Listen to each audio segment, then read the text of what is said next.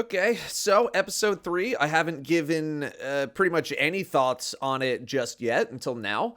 I did say that I thought this was going to be the best of the 3 episodes, as historically the final season in an expansion cycle tends to be pretty highly reviewed. I was waiting until the end of Act 1 before I gave any thoughts, just to see where we would end up story-wise. Just felt like a good place to chat about stuff. There will be story spoilers coming up next, so if you want to dodge those, I would skip forward a bit. Story.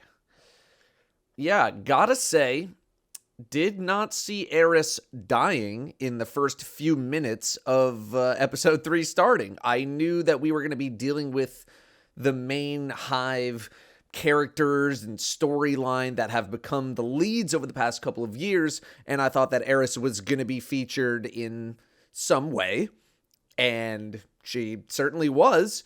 Drifter's performance during all of this has been really, really good. Eris. No.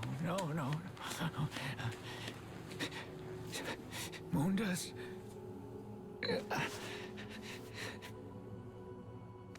Although he has currently left us high and dry as of the end of Act 1, but I suspect he will return at some point.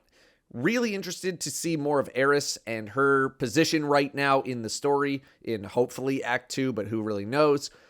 We've gotten a bit of a family meetup with the memory of Oryx, Xivu Arath, and Savathun, with part 3 of Act 1, with the memory of Oryx saying the equivalent of like, oh, you just killed me? That's dope. Like, you're my successor. It was a very fun moment in the game.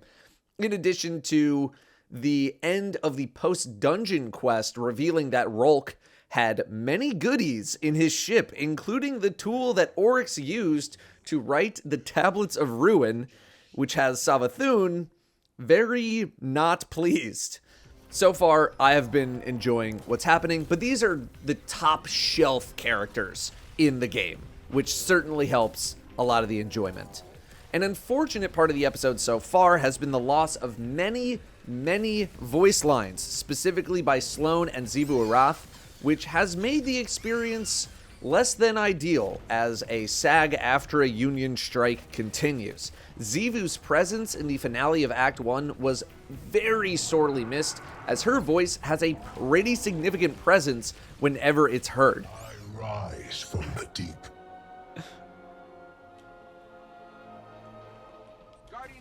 What the?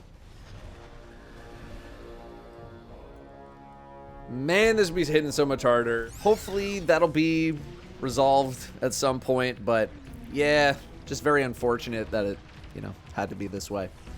Also, I don't really mind going back to this 1 beat per week cadence for the story, but I have said before that I don't really care how Bungie wanted to distribute this content.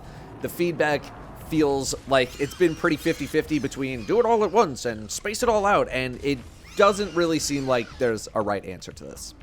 The main activity of this episode is the Nether, aka exploring the Dreadnought.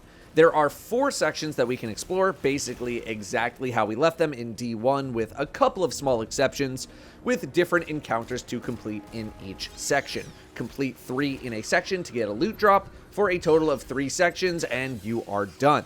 This place is supposed to resemble more of a roguelike or roguelite experience. You got health and ammo pickups, and then upgrades to collect both big and small, to name a couple. I was worried about some things, like loot, and encounter design, and the health regen, so, like the whole thing.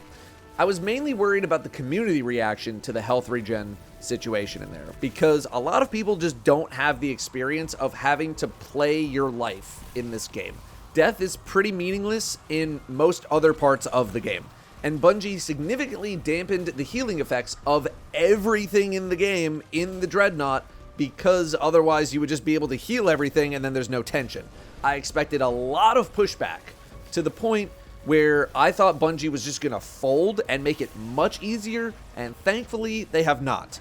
They did a quick patch that fixed some broken stuff, both in terms of nerfing the good and buffing the bad, and I haven't heard too much complaining about it since, I don't think. Broken stuff included things that should have been healing, actually now properly healing, and things that were healing too much or completely bypassing the healing block being fixed up. I haven't experienced too much of an issue with this lack of healing, but you can absolutely afford to die a couple of times. It's not going to kill your run. It's just nice to actually care about playing your life a little bit more, or rather, there being penalties for not playing your life a bit more. Encounter design was something that I was worried about pretty early on. Encounter design here is on par with the average activity that we get. Collect the things, dunk the balls, kill the things, got it. Within the first day, I wasn't too sure how much I was going to want to run this activity, but it has grown on me, and I can't pinpoint exactly why, although a part of it is the loot chase. It is nice to be able to just kind of go at your own pace. You're not being shoved along at a super fast rate. There are little exploratory breathers to take here and there. You don't need to blitz into the next encounter or section. And after getting to play on Expert, the gameplay portion is a bit more satisfying too, like actually having to try here and there. It kind of feels like what a patrol type experience should be like. Maybe not exactly down to this system, but being able to roam around a space like this and there actually being threats and encounters and good loot, it's kind of nice. Each run doesn't outstay its welcome either. You're looking around 30-35 minutes on Expert, going at a pretty leisurely pace. I know I've had critiques about Onslaught being too long and having these slow periods in between waves, which seems very counter to what I just said. But with Onslaught, I want a higher octane experience where it's just go, go, go. Whereas with the Nether, I think the stop and go nature works a little bit smoother, but also the fact that you don't need to commit 1 full hour in order to run this place. One thing that I think is a miss is the whole you're gonna die unless you shoot 3 blights like thing that happens. Right now, it is basically, hey, go waste a minute of your life doing this. And you know, I see the vision behind it. It's supposed to be this urgent thing that you got to deal with in the middle of a run. Like, conceptually, I'm into it. But how it ended up being implemented in-game is just not very fun. It's not very satisfying. And if it left, I think there would be literally zero impact on the experience whatsoever. And then, of course, we have loot, and by extension, crafting.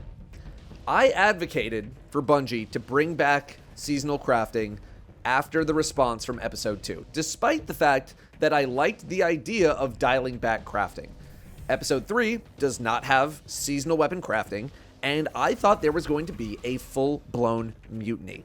This is because I anticipated that loot was going to be distributed in a very similar way as episode 2.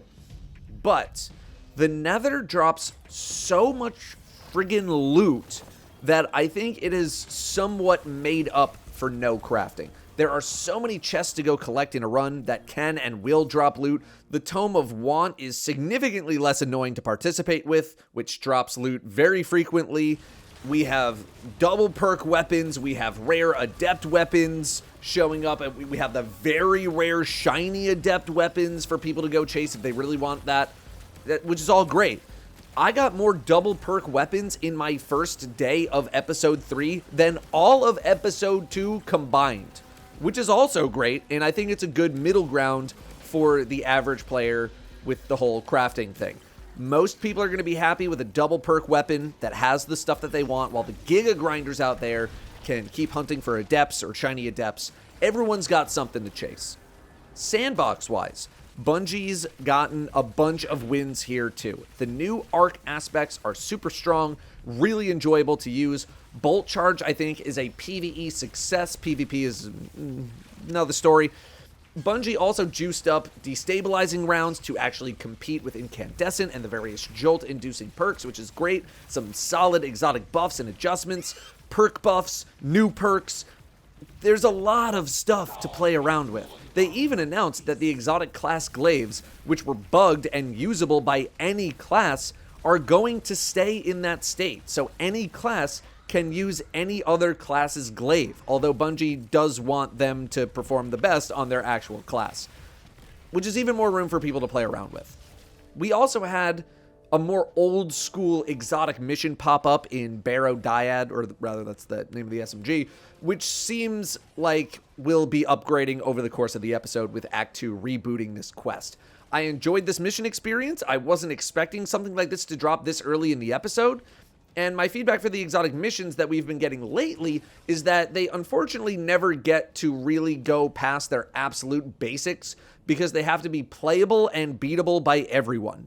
But this one, again, had more of an old school approach to it, which I enjoyed, and it wasn't directly attached to the main story chain, so it didn't need to abide by those rules, even if it wasn't super difficult or anything like that. The dungeon isn't technically part of the episode, but I'm going to recap some thoughts here. Anyway, I enjoyed the contest experience, but after running this place several more times, I think Vesper's Host is going to continue to be my favorite dungeon. The first encounter can just be a bit tedious, although things do pick up later on in the dungeon. And also, the solo experience is definitely not nearly as bad as Vesper's. So that's good for people looking for a bit of a break from the growing intensity of that experience. I don't mind that this one will be not as bad as Vesper's.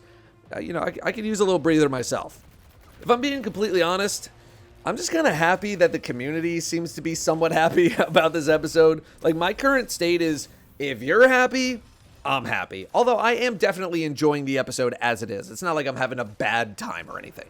My emotional bandwidth is just a lot smaller than the average person. Like, I don't get as happy, but I don't get as upset about things. So I try to see the good parts of the game whenever I can. But I think community consensus has been something along the lines of, well, it's better than episode 2.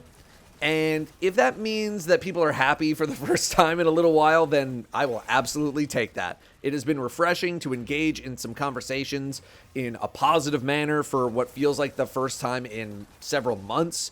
Eventually, it's all going to slow down, which is fine. Usually the beginning of an episode season is the busiest, but that's fine. Player counts on Steam, they're up right now. Hooray! That'll eventually wane as well. That's fine. I'm going to enjoy the game for what it's offering right now. And when it slows down, I'll take my time after that. But so far, I think episode 3 has been pretty enjoyable. I hope it has been for you as well. Thank you very much for listening. I will see you next time.